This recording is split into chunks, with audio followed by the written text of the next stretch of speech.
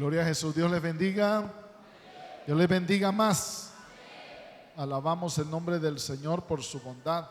Su presencia es real en medio de cada uno de nosotros. Y estamos convencidos que día tras día Él tiene una operación gloriosa por manifestar en medio de nosotros. Solo está esperando al corazón contrito y humillado que se acerque a Él. Eso es suficiente. No requiere más. Corazón contrito y humillado. Vamos a la palabra. El Evangelio según Juan capítulo 10, versículo 10. Es un versículo muy conocido, pero tiene una gran verdad para nosotros. Evangelio según Juan capítulo 10, versículo 10.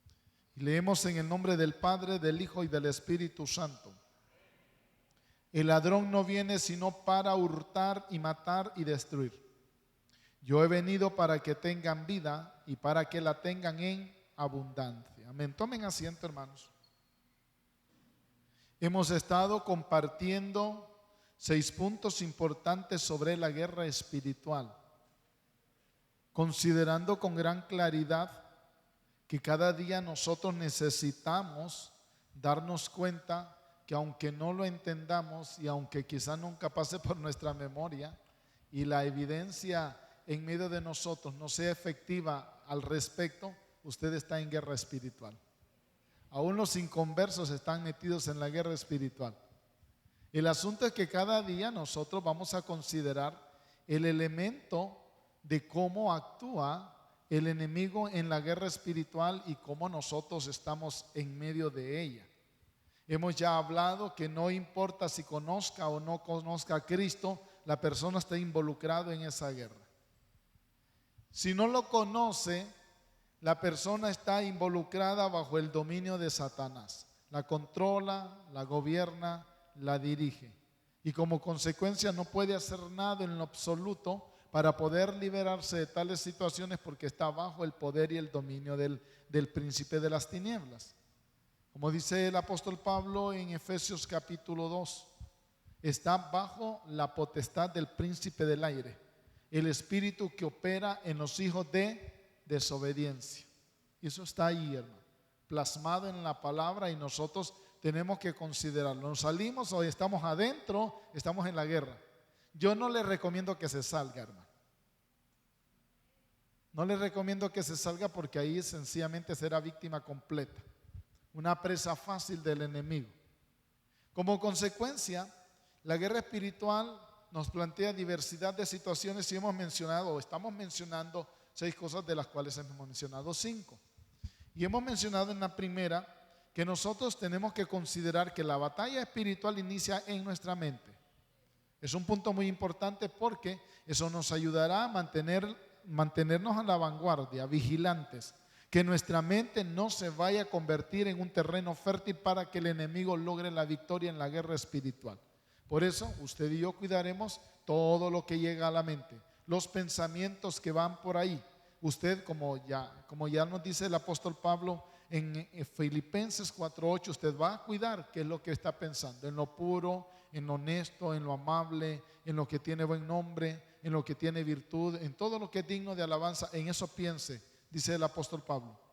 Muchas veces nosotros de entrada estamos perdiendo la guerra espiritual al dejar que pensamientos inicuos, malsanos y pecaminosos estén gobernando nuestra mente. Desde ahí vamos perdiendo ya, hermano. Pero usted y yo tenemos que considerar la claridad de la victoria. Cuando el apóstol Pablo dice que nosotros podemos llevar cautivo todo pensamiento a la obediencia a Cristo, tenemos la facultad. El Espíritu Santo habita dentro de cada uno de nosotros y bajo su autoridad cualquier pensamiento contrario a la obediencia de Dios lo podemos atar y someterlo a la voluntad del Señor. Pero eso está en nuestras manos. En segundo lugar, hemos mencionado que también es esencial e importante que entendamos que hemos sido equipados con armas espirituales. No estamos desarmados, no estamos a la aventura, no estamos solamente para meter la mano a ver qué dice el Señor, tal vez nos cuida. No, el Señor le ha puesto armas en sus manos. Si usted no las quiere usar, es problema suyo, no es problema del Señor. Si en algún momento dado por puro descuido usted cae bajo la garra de las tinieblas y el enemigo toma control en su vida, no vaya a decir: Señor, ¿por qué me dejaste? ¿Qué pasó, Señor, que no peleaste por mí? ¿Por qué me diste la espalda? Jamás el Señor va a hacer eso. Él siempre estará por nosotros. El problema está en nosotros. Somos nosotros los que tenemos que hacer prevalecer el principio de autoridad basados en las armas que el Señor ha puesto en nuestras manos. Y dice el apóstol Pablo que esas armas no son carnales, son espirituales, son poderosas en Dios para la destrucción de fortalezas. Así que usted y yo tenemos armas suficientemente capaces para enfrentar a cualquier artimaña que el enemigo levante. Además de eso, en la guerra espiritual, y hemos mencionado como un tercer punto, tenemos que pelear la batalla con oración y fe. Es imposible que usted pueda tomar victoria orando y no creyendo. Tenemos que orar, pero creyendo, hermano. El grave problema es que estemos orando y no creyendo, hermano. Dice Santiago que el que duda es como la onda del mar. Puede venir impetuosa, pero en la playa es solo una espumita, hermano. Ahí se desvanece. Y eso es algo que debe ser primordial para nosotros. ¿Cuánta es la efectividad de la oración y de la fe que nosotros tenemos? ¿Somos tambaleantes? ¿Somos sube y baja espiritualmente hablando? No hay estabilidad, no hay firmeza, no hay solidez en todos los aspectos de la vida espiritual. Nosotros tenemos que considerar, mis hermanos, que la vida debe tener un equilibrio. Usted no va a orar cuando se acuerde o cuando le convenga. La vida de oración es parte normal en el cristiano. Aunque ahora en la cultura moderna, la contemporánea, en la cual estamos viendo, para muchos la oración se ha hecho una mala costumbre. Sí, ya no oran. Que ore el pastor, que ore el líder.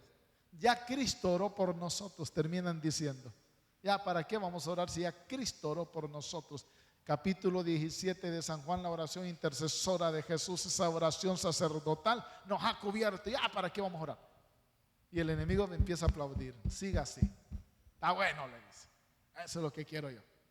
Pero usted y yo tenemos que considerar que la guerra espiritual debe librarse bajo un parámetro y una atmósfera de oración y fe, porque eso nos va a facultar a nosotros a tener una condición espiritual para enfrentar cualquier artimaña que el enemigo levante. En cuarto lugar, estuvimos hablando acerca de que tenemos seguridad, porque en Dios hay autoridad y protección.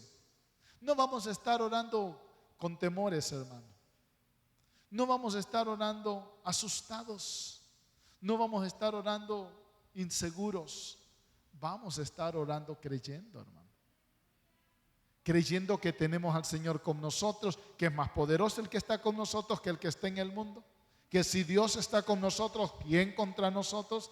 Y que como dice el profeta Isaías, que aunque el enemigo venga como un río, el Espíritu de Jehová va a levantar bandera en contra de él. Y como la certeza que manifestaba el salmista en el Salmo 27:1, Jehová es mi luz y mi salvación, ¿de quién temeré? Jehová es la fortaleza de mi vida, ¿de quién he de atemorizarme? Jesús nos dice en Lucas 10:19, aquí os doy potestad de hollar serpientes y escorpiones y todo, sobre toda fuerza del enemigo, y nada os dañará. De la guerra espiritual nosotros tenemos que enfrentarla considerando que se nos ha dado autoridad, que se nos ha revestido de autoridad, que tenemos al Señor con nosotros. La promesa de Jesús antes de ascender al cielo fue decirle a sus discípulos: y he aquí yo estoy con ustedes todos los días. Mire, esa certeza debe traer tranquilidad a nuestra alma, porque todos los días usted cuenta con la presencia y el respaldo de Dios. No, el Señor no es un médico de cabecera que usted lo va a llamar solo cuando le dio fiebre y calentura. No, Él está ahí con usted, hermano. Que solo cuando le dio un dolor va a... No, hermano, Él está allí presente. El problema es nuestro, no es del Señor, hermano. Muchas veces somos nosotros los que nos alejamos de su cobertura, de su cuidado y de su protección. Pero como la palabra que era compartida durante el devocional en Salmo 91. El que habita al abrigo del Altísimo morará bajo la sombra del Omnipotente.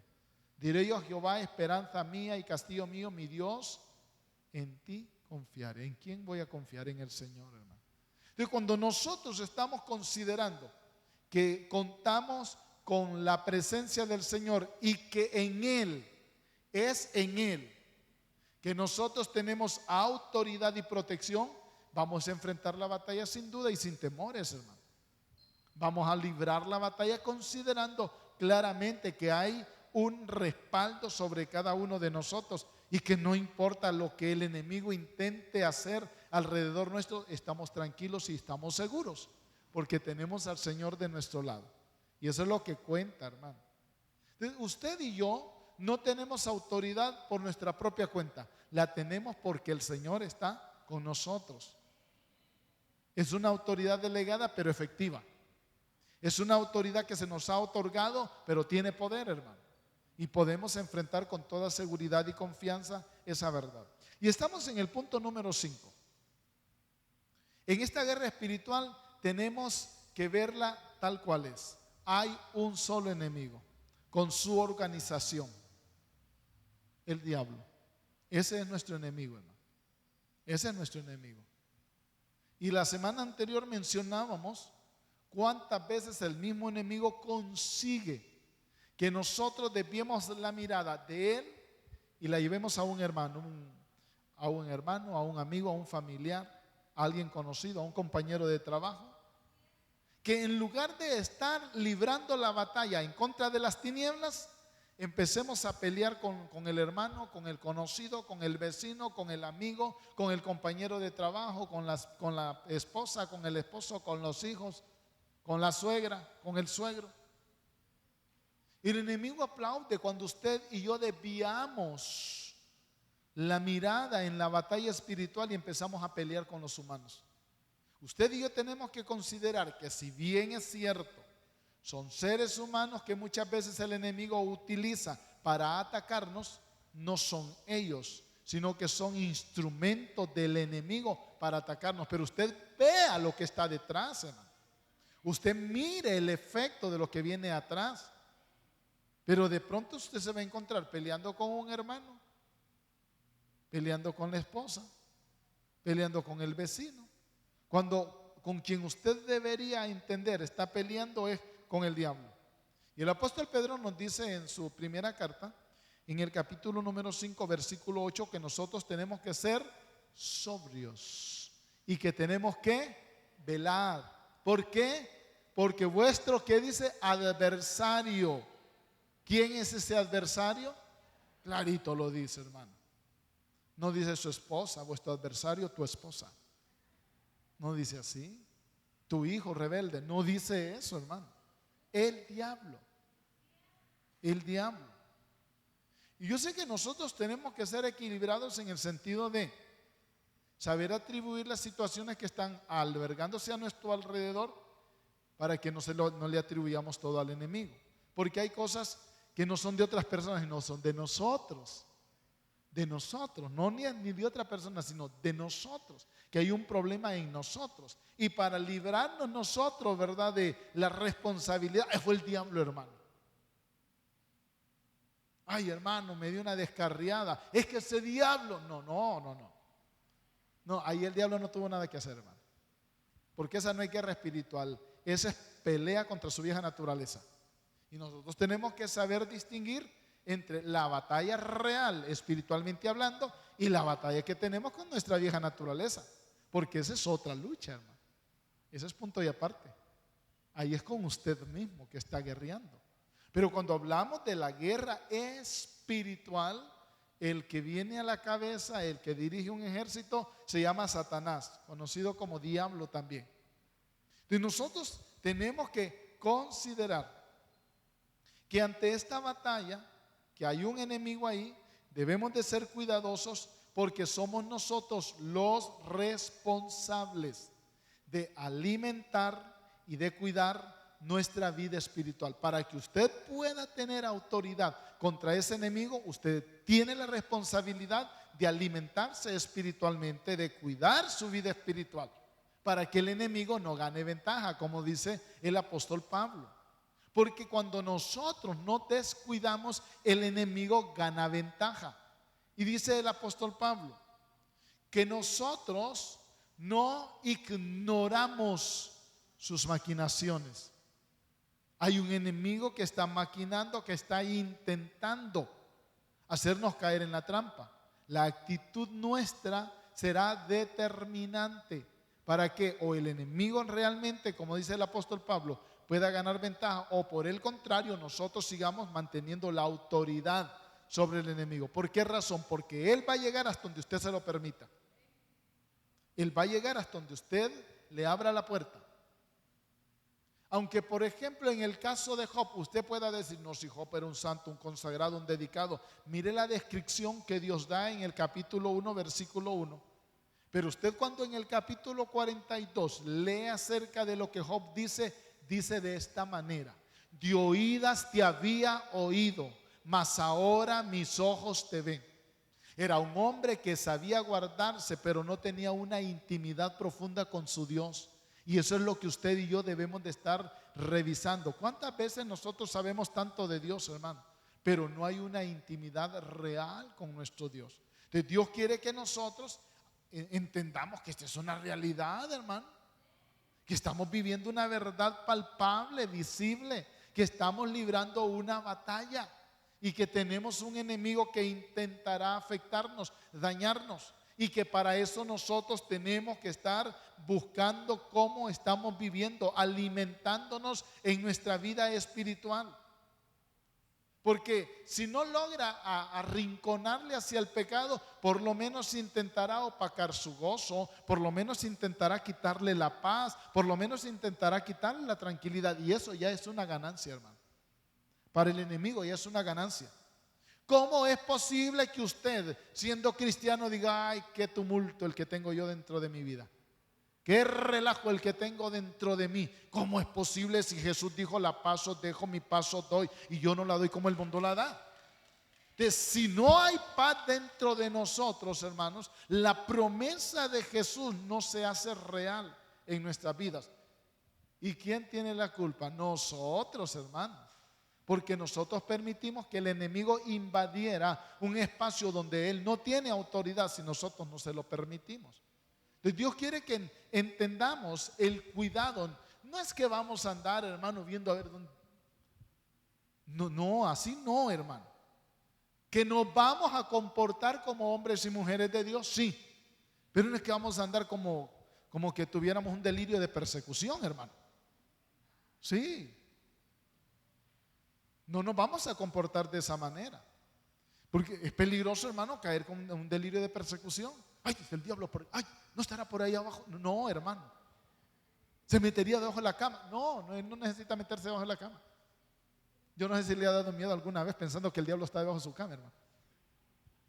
No, él no necesita meterse debajo de su cama para asustarle. No, él no asusta, hermano. Él ataca. El enemigo no asusta. El enemigo ataca, ¿no? A él no le interesa que a usted sienta miedo porque me movió la cama el diablo, me jaló los pies. No, hermano, Satanás no anda jalando pies. No le haga caso a eso. Él quiere poseer su vida, él quiere derrotarle, él quiere hacerle caer. Eso es lo que quiere el enemigo. Él no gana nada con estarle amedrentando, hermano. Lo que pasa es que nuestras emociones juegan un gran papel en eso, hermano. Y tenemos que ser conscientes y decirle las cosas como son. El enemigo va a intentar quitarle todo lo que el Señor le ha dado. Pero en Jesús nosotros tenemos la victoria. El versículo que hemos leído al inicio dice Jesús: el ladrón no viene sino para hurtar, matar, destruir. Ese es el trabajo del enemigo.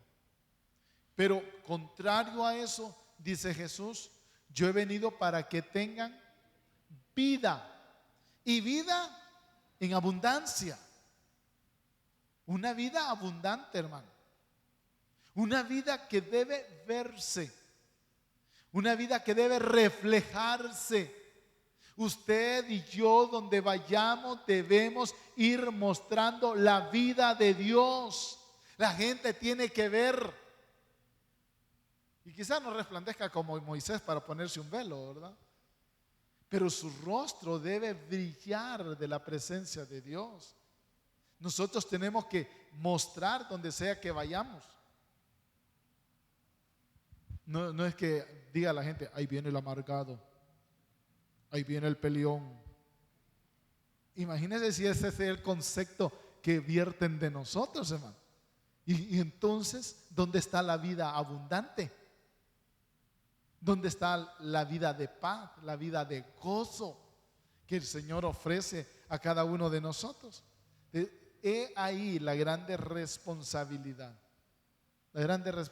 que nosotros tenemos. Y un punto número 6, que con esto vamos a ir cerrando. En la batalla espiritual nosotros tenemos que considerar algo. Todo está escrito, hermano. Todo está escrito. No hay nada nuevo que no haya sido revelado a través de la palabra. Por ejemplo, aquí no estamos hablando cosas nuevas, estamos hablando cosas que usted ya sabe, hermano. Que se las repiten y se las vuelven a repetir y volvemos a repetir. El problema, hermano, es que somos oidores olvidadizos. Sí. Pareciera como que tuviéramos que aplicar el sistema escolástico que usamos cuando nosotros aprendimos a leer y a escribir. Digo nosotros porque aquí hay muchos contemporáneos míos, ¿verdad? Cuando aprendimos a leer y a escribir. Y hay otros que son mayorcitos que les dijeron que la letra entraba con sangre. Pareciera como que hay que aplicar esos métodos, hermano, porque somos muy olvidadizos. Se nos olvidan fácilmente las cosas. El enemigo intentará engañarnos para que creamos que su poder es mayor que el de nuestro Dios. Él va a intentar. Tampoco vamos a considerar que no tiene poder, porque sí lo tiene, pero es un poder limitado. Es un poder limitado. Pero muchas veces, habiendo conocido al Señor, nosotros actuamos como que Satanás fuera igual en autoridad con el Dios que nosotros tenemos. Y eso no es así, hermano. Eso no es así. Definitivamente, hermanos, la verdad suprema nos dice que tenemos un Dios todopoderoso, que gobierna, que controla, que domina, que tiene una autoridad exclusiva y que se nos ha otorgado a cada uno de nosotros esa autoridad. Mire lo que dice la palabra en Primera de Juan, en el capítulo número 4, en el versículo número 4, versículo que usted se sabe. Hijitos, vosotros sois de Dios y los habéis vencido, porque mayor es el que está en vosotros que el que está en el mundo. Primera de Juan 4:4. Ay, dice, yo sabía que eso estaba en la palabra, que no sabía que estaba en Primera de Juan 4:4, ¿verdad? ¿Qué nos cuesta aprendernos las citas bíblicas, hermano? Pero ahí está en la palabra, no fue invento suyo. No fue revelación que usted tuvo. Ahí está, en Primera de Juan 4:4. Es mayor el que está con nosotros que el que está en el mundo. Ahora, caminaremos, transitaremos en el diario vivir con un enemigo que atacará, sí. Eso es una verdad que es real y que no podemos negarla y que no podemos obviarla. Pero caminaremos delante de un enemigo que sabe que tenemos un Dios más poderoso que está alrededor de nosotros. Y no crea, hermanos, que el enemigo no nos toca porque nos sabemos una gran cantidad de versículos. Que el enemigo no nos toca porque estamos metidos en el templo y que él respeta el templo. No, el enemigo no respeta templos, hermano. ¿Sabe qué es lo que respeta? La gloria de Dios dentro de cada uno de nosotros. Eso sí, hermano. Que la presencia de Dios esté en nosotros, eso sí. Usted no va a correr como antiguamente al templo, agarrarse de los cuernos de la misericordia para que no lo maten. No, aquí, hermano, usted podrá meterse ahí adentro si es posible, y ahí lo va a sacar Satanás también. Sí, que se va a meter a ese templo. Ay, ese templo de revelación divina, dicen que ahí oran, pero si usted no ora, De nada va a servir, hermano. De arrastra se lo va a llevar, hermano. ¿Sabe por qué? Porque si usted no está haciendo la voluntad del Señor, le está dando derechos legales al enemigo.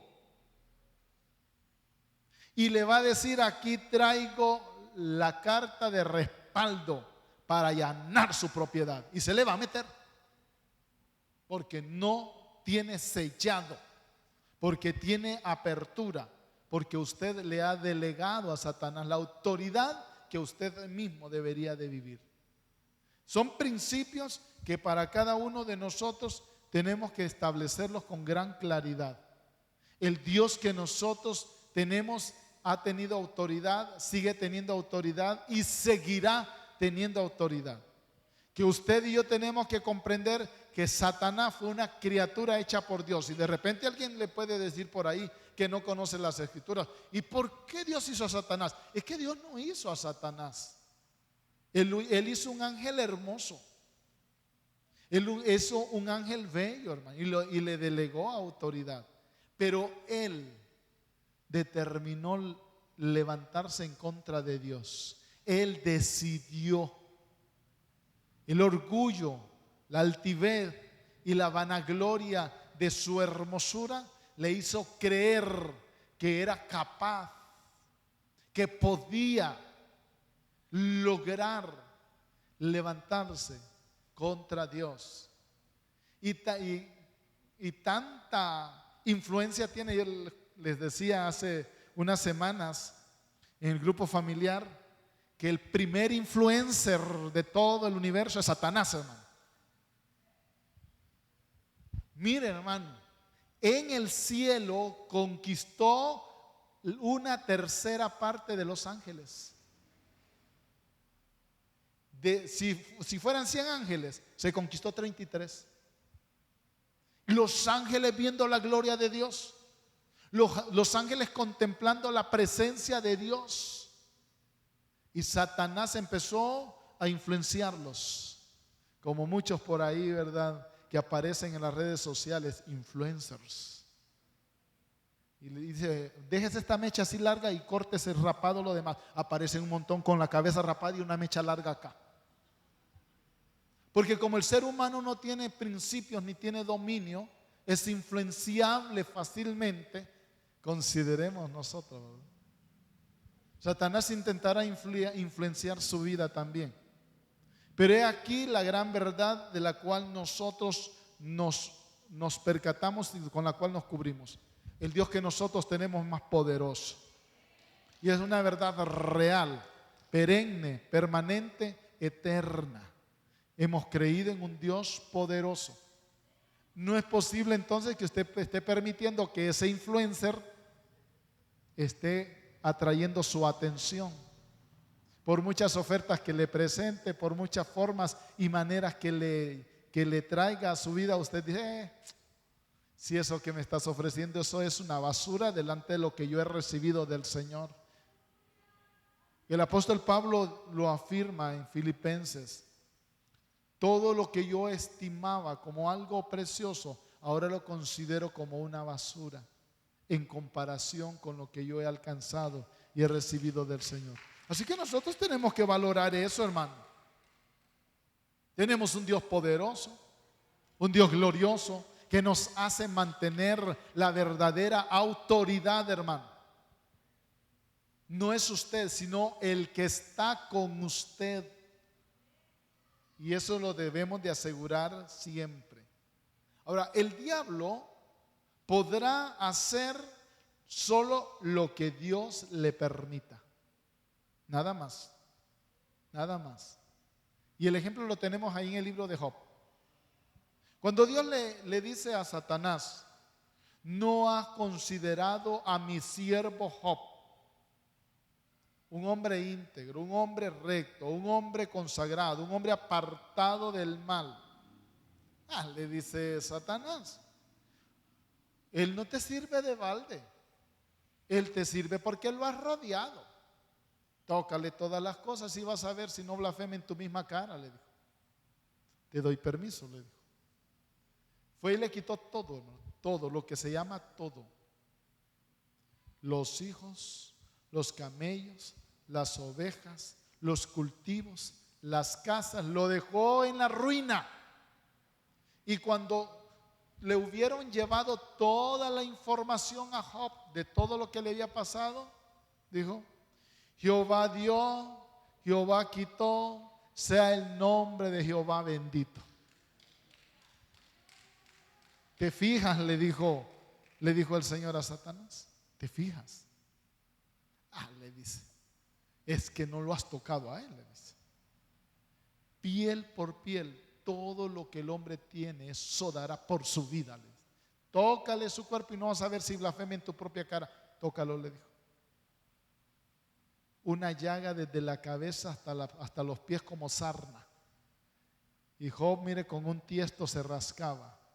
Y hasta su misma esposa fue y le dijo: ¿todavía retienes tu integridad? Le dijo: mira todo lo que te ha hecho Dios. Maldice a tu Dios y muérete. Y le dijo Job: como una mujer necia has hablado. ¿Acaso solamente vamos a recibir las cosas buenas, pero no vamos a recibir las cosas malas? Y bendijo el nombre de Dios. Al final, el enemigo no consiguió lo que quería. Y llegó a ese extremo porque Dios se lo permitió, hermano. Pero ya en el Nuevo Testamento el apóstol Pablo nos dice a nosotros, para que usted y yo tengamos tranquilidad: no os ha sobrevenido una prueba que no sea humana. Él es fiel, dice el apóstol Pablo, que no va a permitir algo que usted no pueda soportar, porque juntamente con la tentación Él le va a dar la salida. Así que no vaya a pensar: ¿y qué tal el Señor permitiera que me pase algo así? ¿Y qué tal el Señor permitiera que me quiten? ¿Y qué tal? No se preocupe, que si en algún momento dado algo llegara para su vida, va a llegar porque usted es capaz de soportarlo. Va a llegar porque usted tiene la facultad de poder enfrentar la batalla y la lucha. Así que no se preocupe. Ay, si a mí me toca, no se preocupe. Usted preocúpese en buscar la presencia del Señor. Usted preocúpese en hacer la voluntad del Señor. Usted preocúpese en estar en el secreto de Dios. Usted preocúpese en dejar que el Espíritu Santo le gobierne. Lo demás le pertenece a Él, hermano. Lo demás le pertenece al Señor. Porque nunca el Señor va a permitir que haya algo sobre nuestras vidas que nosotros no podamos soportar. Pero sobre todo, hermanos, entendamos, hermano, ya la palabra nos dio a nosotros los principios elementales de victoria. ¿Y sabe algo? También Satanás sabe para dónde va. Él sí ya lo sabe, hermano. Él sí ya lo sabe. Y en su afán de no irse solo, anda buscando cuántos seres humanos le siguen. Jesús lo dijo de esta manera: que el infierno había sido hecho para Satanás y sus ángeles, para ellos específicamente, pero que también ahí caerían los que le siguieran. El ser humano tiene la facultad, tiene la oportunidad de no caer ahí si se somete al Señor, si busca la presencia de Dios, si toma la autoridad que Dios le ha delegado. Pero todo está en nosotros. Concluyo, quiero leer Colosenses capítulo 2, versículo número 15.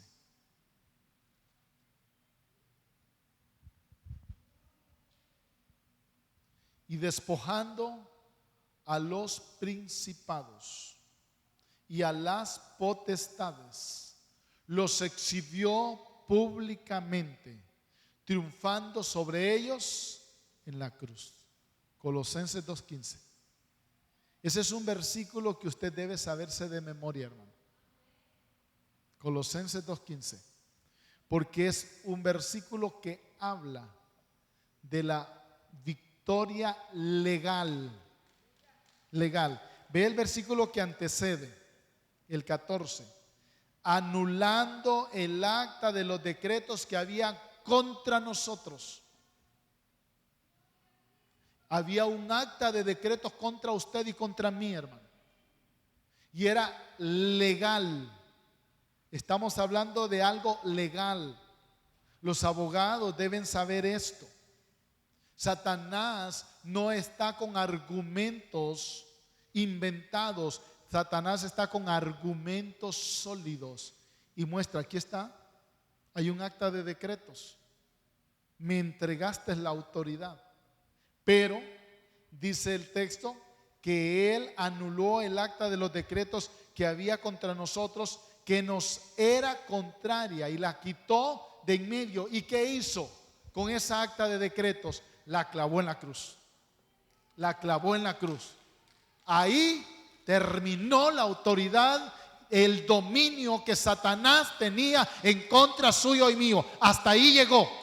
En la cruz se nos concedió a nosotros la más grande victoria. Y en esa cruz nosotros ahora tenemos el triunfo y podemos decirle al enemigo: no, no tenemos miedo, tenemos autoridad delegada que fue mostrada públicamente en la cruz del Calvario.